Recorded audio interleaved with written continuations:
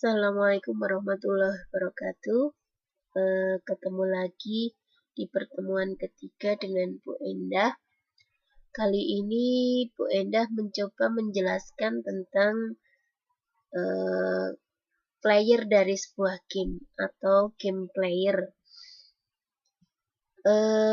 Kita ketahui bahwa di dalam bermain game tentu saja bahwa pemain atau player itu menjadi sesuatu perhatian utama bagi kita seorang game developer. Oleh karena itu kita harus mencoba mempelajari bagaimana karakteristik dari pemain game atau game player. Nah, ada beberapa fakta dan masalah yang Bu Endah sampaikan terkait dengan game player, yaitu bahwa anak saat ini atau calon consumer dari game yang kita develop saat ini itu adalah seorang digital native. Artinya apa? Artinya bahwa anak tersebut itu sudah terpapar gadget sejak usia yang sangat dini. Sedangkan mungkin bagi sebagian dari game developer itu sendiri adalah seorang digital imigran. Apa bedanya? Nah, kalau digital imigran itu artinya bahwa sebuah generasi yang dia mengenal teknologi itu istilahnya di usia akhir-akhir usia, setengah akhir usianya. Jadi sebelumnya yang belum ada teknologi tersebut masuk ke teknologi yang sudah bagus. Ini contohnya di seumuran Bu Endah itu yang dulunya belum ada mengenal, yang dulunya belum ada smartphone sampai smartphone itu benar-benar ada. Itu menjadi sebuah fakta dan masalah. Itu sudah fakta tapi itu menjadi sebuah masalah. Oke, kemudian kita juga perlu mengenal adanya beberapa generasi di dalam perkembangan konsumen atau game player itu sendiri. Jadi kalau dulu bahwa ada yang namanya generasi tradisionalis atau bisa dibilang sebagai silent generation, yaitu sampai generasi yang lahir sampai pada tahun 45-an. Itu tradisionalis karena dia dianggap pada waktu itu teknologi belum ada sama sekali yang tersentuh oleh generasi itu. Kemudian ada generasi kedua, itu yang lahir sampai dengan tahun 1965 atau yang disebut sebagai boomers. Nah, di sini sudah ada beberapa sebagian dari generasi boomers itu mengenal teknologi, awal-awal teknologi. Kemudian yang ketiga itu ada generasi X, yaitu generasi yang sampai pada tahun 70-an. Itu kita kenal sebagai Gen X. Jadi mungkin ada beberapa dari Bapak Ibu dosen kalian itu masuk ke dalam generasi ini. Dan di sini sudah mulai lebih banyak dari anggota Gen X ini yang sudah mengenal teknologi. Meskipun teknologi yang ada masih didominasi oleh teknologi analog. Kemudian ada yang keempat yaitu generasi milenial. Generasi milenial itu generasi yang lahir sampai pada sebelum tahun 2000-an. Jadi mungkin kalau Bu Endah masuk ke generasi ini ya. Nah, di sini generasi milenial itu sudah mengenal teknologi separuh dari dikatakan tadi sebagai digital imigran. Sudah menyentuh separuh lebih dari generasi ini mengenal teknologi yang terbaru.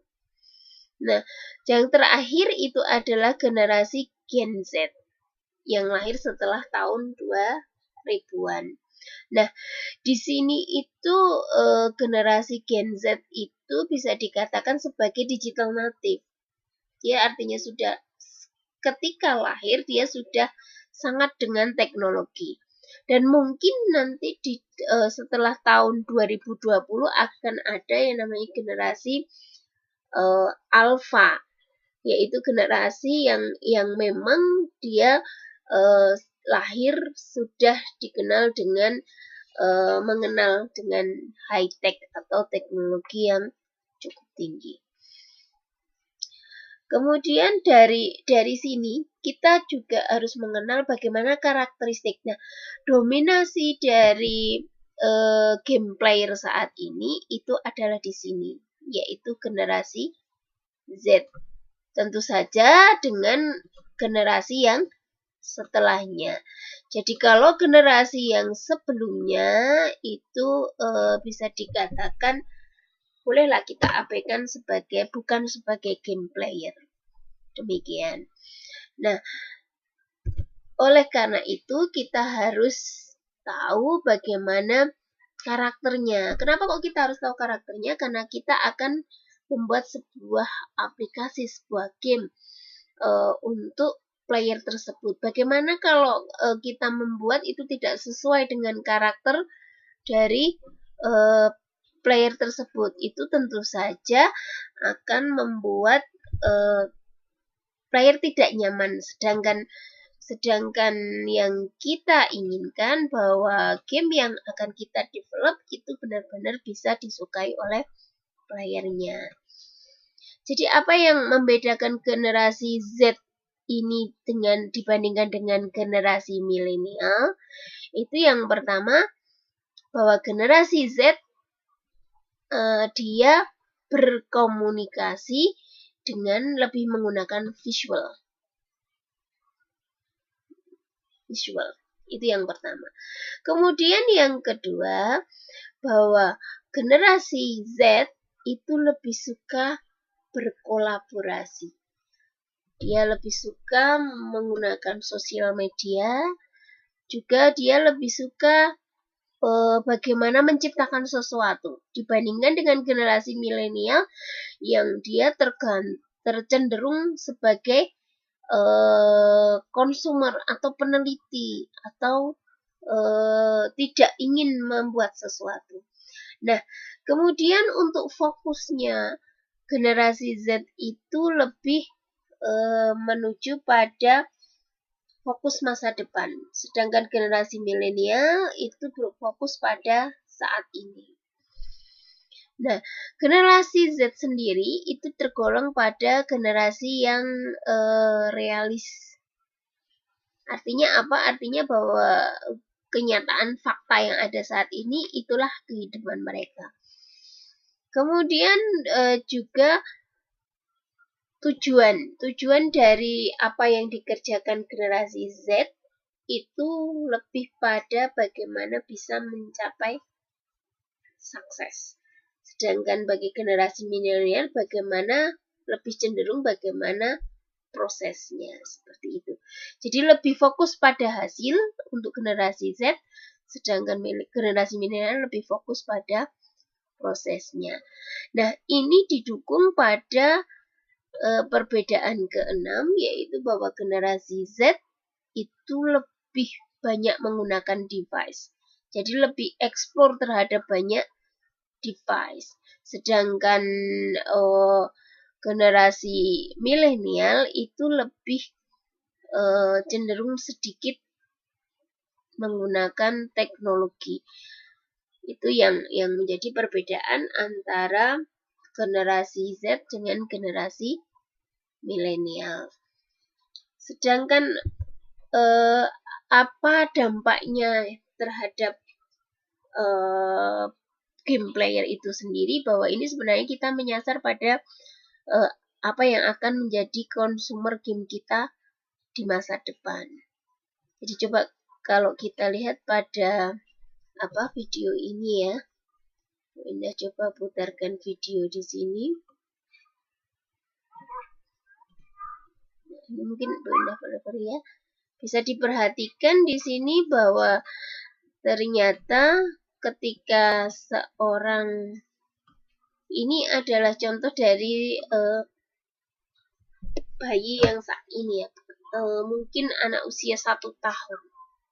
Ketika dia dihadapkan pada sebuah majalah atau buku yang bergambar visual, sekali lagi karena dia visual, tapi secara fisikal dia itu bagaimana bersentuhan dengan sesuatu yang visual itu menganggapnya sebagai tablet, sebagai sesuatu yang bergerak jika disentuh.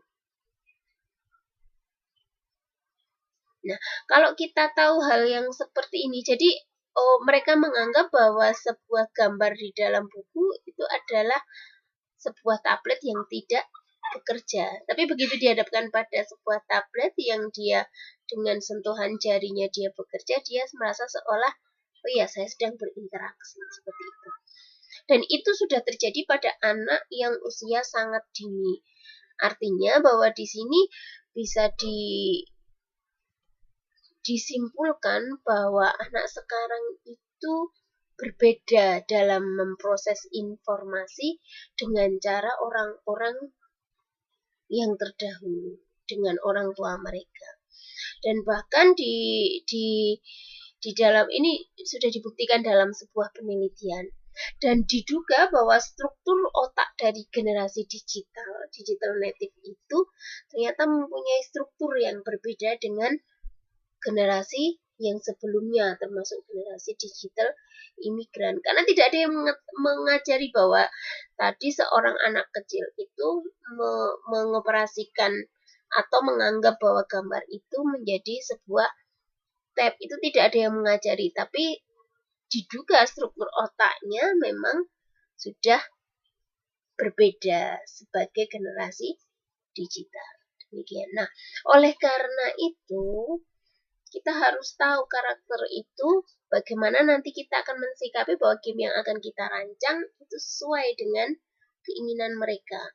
Dan 67% dari digital native itu lebih suka menggunakan storytelling, cerita, narasi. Seperti itu. Jadi, berarti kalau nanti saya mendevelop sebuah game, semestinya kita juga harus ada storytellingnya, harus ada narasinya. Karena apa? 67% itu lebih menyukai hal yang seperti itu.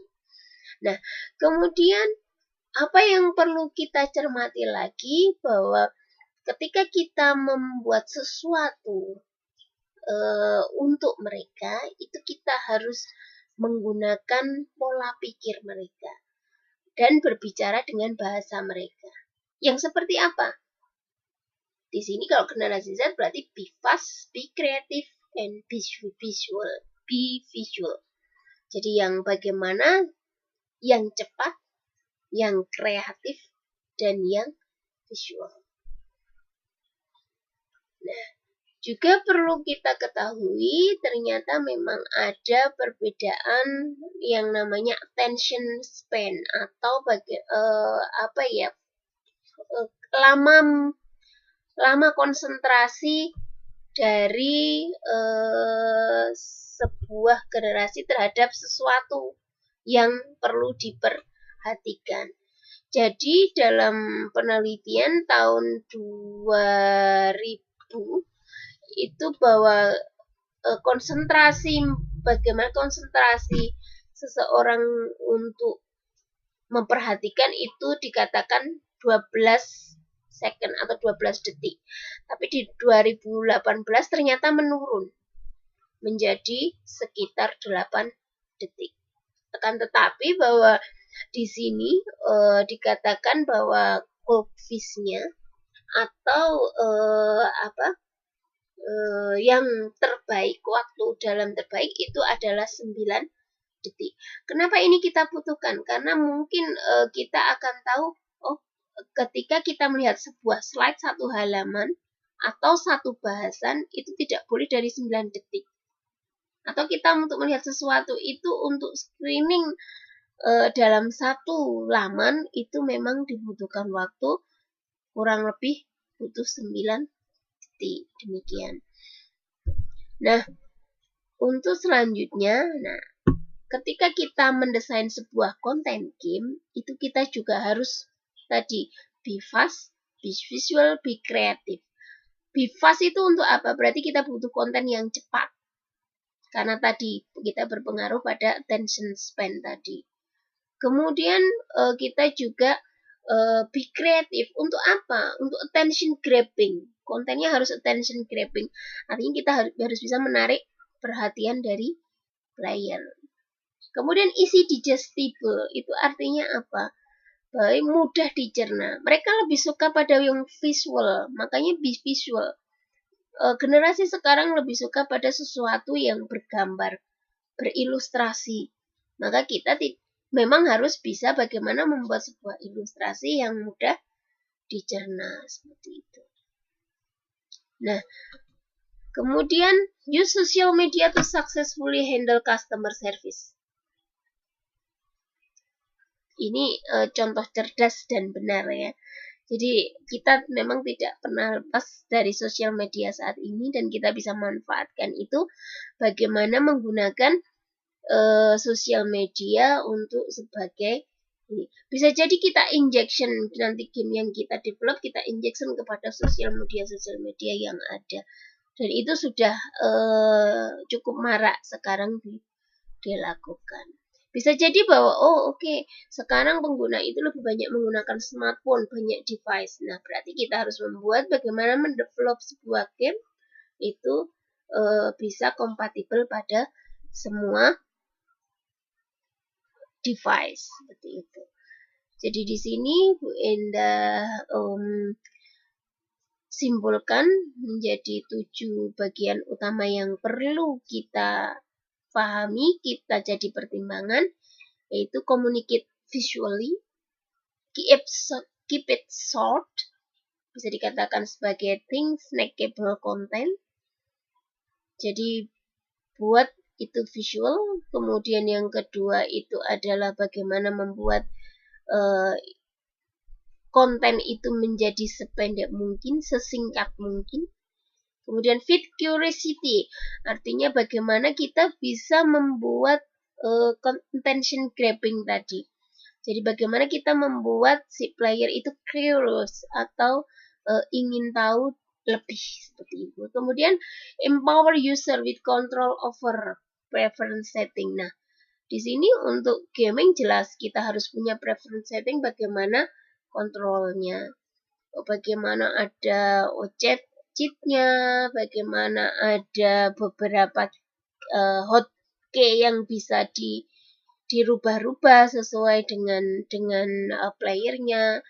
Kemudian yang kelima adalah connect viewer with collaboration. Artinya apa? Artinya kita harus menggunakan sosial media. Kemudian yang keenam, inspire audience with social causes to rally behind. Artinya bagaimana kita bisa mengencourage player itu dengan sesuatu yang dikaitkan dengan kehidupan sosialnya. Ya, yang terakhir adalah educate and build expertise. Jadi kita bisa mengedukasi ataupun meningkatkan kemampuan dari si user, si player itu melalui dengan apa yang kita buat. Saya kira itu yang Bu Endah sampaikan terkait game player yang perlu diperhatikan tentang generasinya, sifatnya, maupun hal-hal penting yang menjadi karakter dari generasi tersebut. Terima kasih.